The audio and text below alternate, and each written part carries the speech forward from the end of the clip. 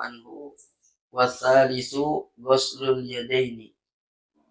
Dan yang ketiga ghuslul yadaini. Watsalisu ghuslul yadaini ilal mirfaqaini. Fa in lam yakun lahu mirfaqani u'tubira qadruhuma wa yajibu ghuslu ma 'alal yadaini min sya'rin wa sil'atin wa usbu'in zaidatin wa azafira wa yajibu izalatu ma tahtaha min wasakhin yamna'u wusulal ma'i ilaihi. Watsalisu yang ketiga ghuslul yadaini, yakni membasuh kedua tangan. Ini masih bab pada rukun wudu. Yang pertama adalah niat saat membasuh muka, adanya dalam hati. Niatnya dalam hati saat membasuh muka. Dan niatnya boleh seumpamanya nawaitu toharo di sholat, boleh. Nawaitu wudu'a li raf'il hadasil asghar, boleh. Gitu. Atau yang lain-lain. Ini kemarin sudah dijelaskan terlebih dahulu. Kemudian basuh wajah. Ya, batasan wajah dari tempat tumbuhnya rambut sampai sini. Nah, terus kemudian telinga sini sampai telinga. Kalau begini. Akhirnya ujung-ujungnya mala yatimul wajib illa bihi fahuwa wajib. Kemarin leher bagian leher kena. Jadi biar kena semua, termasuk bulu-bulu yang ada di muka kita. Ada berapa bulu kemarin tuh? 17 bulu. Ini bulu sini ya. Semuanya mesti kena. Kecuali jenggot yang tebal, maka cukup dia jogetnya aja. Kalau yang lain mesti dia kena sama kulitnya. Nah, yang ketiga ini membasuh kedua tangan ilal mirfaqaini, sampai dua sikutnya. Dua sikut, tahu sikut? Pertemuan tulang atas dengan tulang bawah. Nah, ini sikut sini. Kalau wudu ini tekuk nih, dilebihin 4 jari. Kenapa ditekuk? Kalau begini kirut dia, apa namanya? Ya, mengkerut. Gitu. Maka ditekuk kalau wudu. Gitu. Ya, jangan begini. Karena di sini nih ada kerutannya. Gitu. Maka dilebihkan 4 jari. Ke sini nih. Kalau segini ya nggak apa-apa dah. Gitu. Ke sini boleh lewat itu. Di sini 4 jari itu semuanya. Fa illam yakun lahu mirfaqani, maka jika lam yakun lahu tidak ada baginya mirfaqani, 2 sikutnya. Orang kagak ada 2 sikut. Rata gitu. Kaki, tangan kagak ada sikutnya, seumpama lurus aja begini. Ya.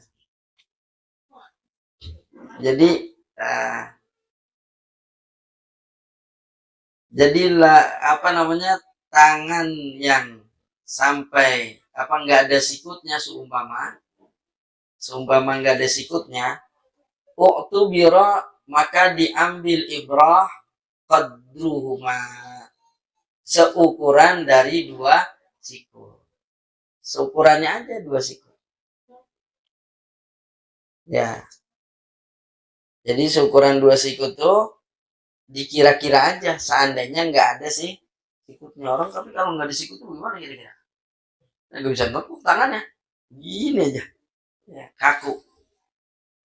Wa yajibu ghuslu ma 'alal yadaini, dan wajib membasuh segala sesuatu 'alal yadaini, yang atas, yang ada pada kedua tangannya.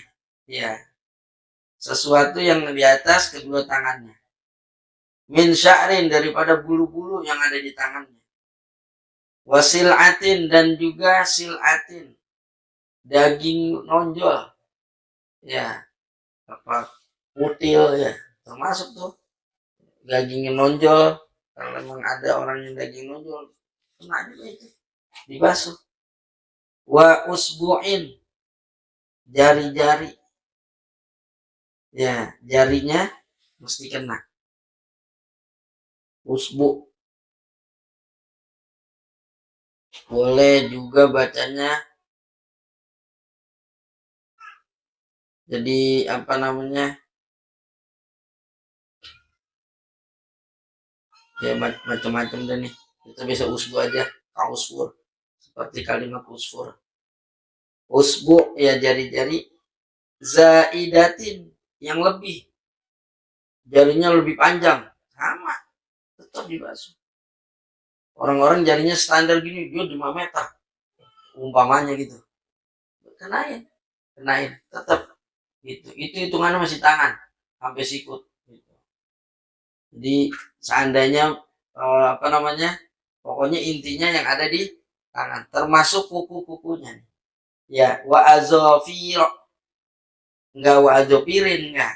Kenapa? Karena dia namanya sirgah muntahal jumu, itu isim ghairu munsharif. Wa azofir, dan termasuk daripada kuku-kukunya. Boleh baca apa, azofir itu jamak dari zufur.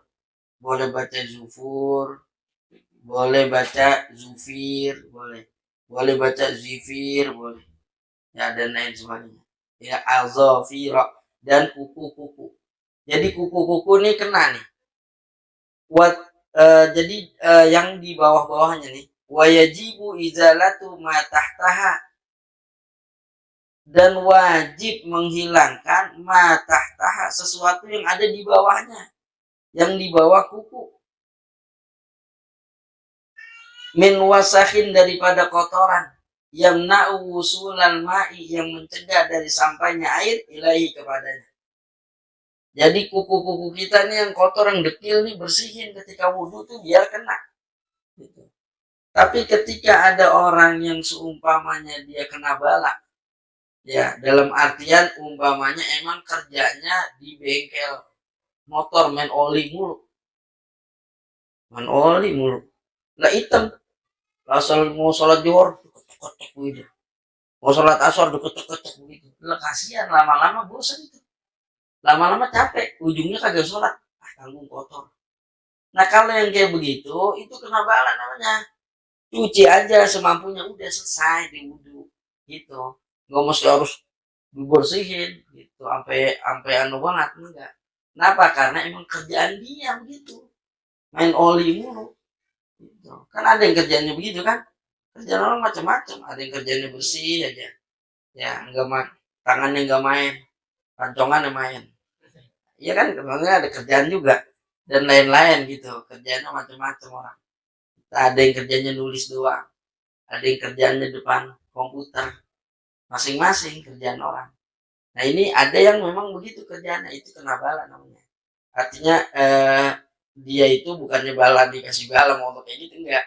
Artinya karena dia tertimpa kerjaan yang seperti itu, ya tertimpa dengan masalah seperti itu, oleh karenanya dia dimaaf gitu, dimaaf. Jadi kalau kayak model kita, kalau umpamanya banyak, bersihin. Kuku hitam banget gitu, bersihin. Banyak kuku kalau bisa jangan dipiara, ya jangan dipiara. Kebo dipiara gede, jual korban lo, sapi ya, kambing lo, piara. Kuku aku dijual. Lagi juga dalam riwayat ada tempat setan tuh ngumpet di situ gitu. Sebenarnya sih kalau kata saya bukan setan ngumpet situ, emang yang merah punya setan ya. Kagak, umpamanya kalau bisa jangan dipiara kuku gitu. Apalagi di kelingking kiri panjang, udah bakal cebok, nyangkut tai di situ. Ya elah, ribet banget roman itu. Begitu kalau kegaruk lah agak sakit itu. Ya, jadi biar bersih dah, disuruhnya bersih. Kan kemarin dikasih tahu ya, potong kuku di hari-hari yang terpilih. Ya, ini hari Senin, Kamis dan Jumat. Itu ada musalsalnya. Hadis musalsal, hadis yang bersambung kepada Nabi. Motong kuku hari Kamis sore habis asar. Biar apa? Biar kaya. Jadi gunting kuku aja nggak usah kerja.